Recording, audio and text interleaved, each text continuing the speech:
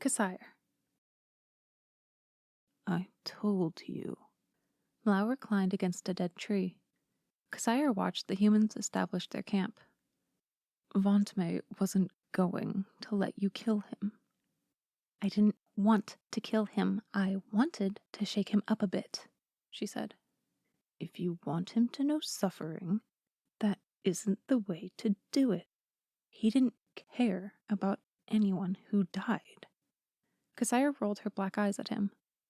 What made you turn Archdemon? Lau prompted. I'm not being clever. I haven't paid attention to the occurrences for millennia. I don't know your story. She sent an annoyed glance over to him. I presided over the Sixth Age. I'm known as the Betrayed. You can guess why I turned Archdemon. Oh, those poor, damned Sixth Age souls. We can't all be perfect, Casire sneered. What are the others known as? After you, there's the Cursed, me, the Cruel, the Renowned, and Exon is the Hollow. Casire counted off their fellow Archdemons on her fingers. That's it. There hasn't been an Archdemon since the 10th Age. The rest turned Archangel. Still, it's an even split if we're counting. 6 of them, 6 of us. And this will be the 13th, Lau asked. He'll be an Archdemon for certain. If you want to help, do you have a suggestion? Observe him, not for a day, not for a week, for a turn of the moons, for 5, for a full rotation. Be patient. Learn what causes him pain. Discover what will destroy him. Lau raised his leather wings and flew off into the clouds, foreshadowing snow. Casire considered the advice and decided to follow it. She descended the mountain she perched upon and ran toward the humans. When she sensed movement, she transformed into a massive raven basilisk, her legendary beast. A lone soldier paused in terror once it spotted Casire's form. She circled the human and goaded it by fanning her midnight wings. Before the Archdemoness knew what was happening, arrows found their way into each of her eyes simultaneously.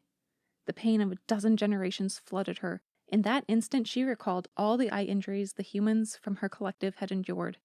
Memories of every cut, every popped eye, and every infection infested her being. A knife stabbing an eye, an arrow piercing through an eye, a sword cutting the edge of an eye, a spoon scooping out an eye. Each recollection stung her differently until she repressed them all. She uncoiled her body, and the soldier climbed over her tail to escape. To remove the bolts, she turned her head intangible for the moment. Once she recovered, the soldier had vanished. To prevent another attack, she became invisible. Casire didn't want the soldier's claim regarding her presence verified by anyone else. As she snaked around the fires, she tasted the air to find the Archspawn. Basil wasn't out in the open, but rather in a tent larger than 50 standard soldier tents joined together. The highest-ranking Veteranese officer knights interrogated him. This is a critical matter, Basil. We need to know whether you have the advanced sight. We need to know if you're a sorcerer. D4 leaned forward against a long table. I don't see why it matters. Basil sat in a lone chair in the open with the other knights staring at him from the tent's perimeter. His phantom wings took the form of shards of glass, trailing along his back, arms, legs, and cheeks.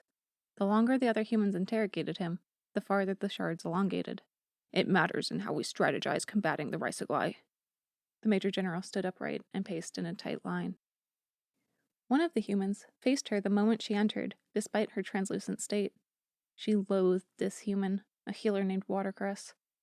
For the past 16 rotations, he had hidden the Archspawn behind a defensive mage's barrier that permitted angels but blocked demons to enter. Thus, Watercress gave the archangels an unfair advantage to sway Basil's leaning toward their side.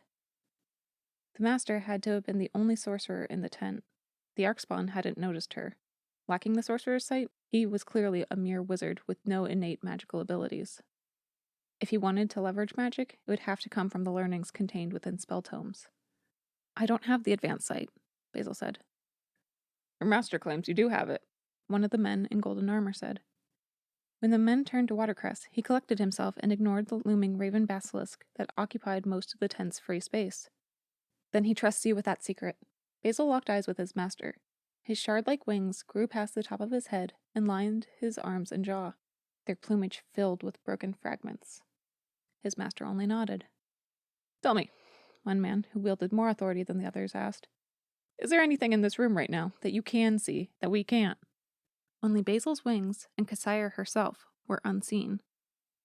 Watercress tensed, but Basil said, "Of course, a couple ghosts are wandering around. I wouldn't be surprised if they group up to form a haunt soon. I'm guessing they died today at the viaduct."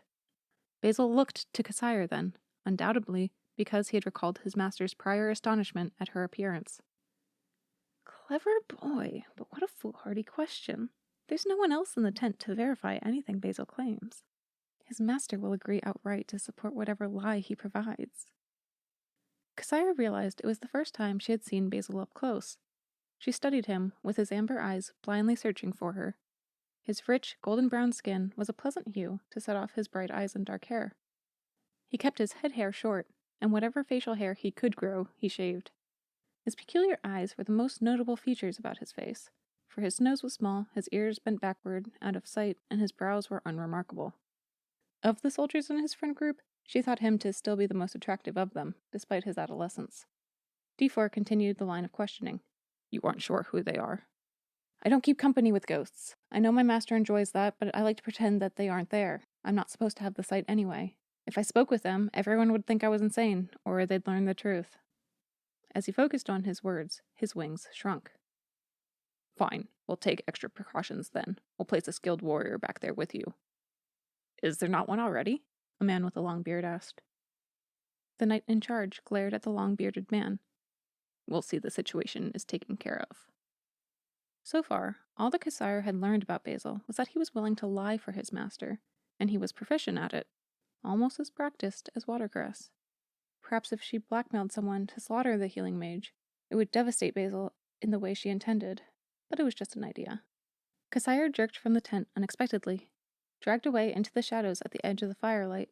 She had returned to her human form to confront the beast that pulled her from her prey. "What are you doing?" an infuriated archangel asked. "The same that you are," Casire responded to Vantame. "If you'll excuse me, I was watching something." "How dare you step foot in this camp after you bewitched the viaduct? Do you know how many people you killed?" Her hazel eyes were wide in accusation. Casire's unfeeling expression remained constant. "I couldn't tell you. Perhaps Mal could, though. He said something about pestering those poor souls. Besides, my curses have no influence over force fields. I didn't touch the bridge." "Then you had Exxon do it for you," Vantame accused. "Exxon doesn't listen to me," Casire nearly snorted. "She's less reliable than Hinksuk is for your lot. Besides, I don't recall seeing any of your blessings saving anyone. Between the two of us, who is more responsible for those humans' deaths?" "My only concern was for Basil. The loss of those other men and women was unfortunate, but I could not be distracted. He could have been in peril if I had attended to them instead." Casire wasn't astonished about the archangel's actions. "But you still have no right to be here. You should leave." "I'm ensuring the future that's best for everyone." "You think Basil flinging around curses is what's best for humanity?" Vantame shook her head. "It's not. Better than blessings when we both know what they cost." Casire spat at Vantame. Vantame sidestepped the projectile. "It would be better for Basil to choose the light." Casire registered the desire behind the archangel's words. "You want Basil to choose the path of the light just so he can be beautiful and presumably in a relationship with you as an archangel. That's fairly selfish. Are you sure you're not a demon? You were so close to walking the righteous path." Her mouth curled into a taunting smile. The pure light shining from Vantame's wings extinguished, and her white feathers alit with golden flames. "It's none of your business what my intentions for Basil are." Vantame's face flushed before she transformed into her legendary beast form of the Pleohippus and galloped away. "You don't have to choose the same side. Losihe and Ritaz are making it work," Casire mocked, citing the famous archangel and archdemon couple. Casire wouldn't concern herself further with Vantame. However, the archangel reminded her how to teach Basil the significance of agony.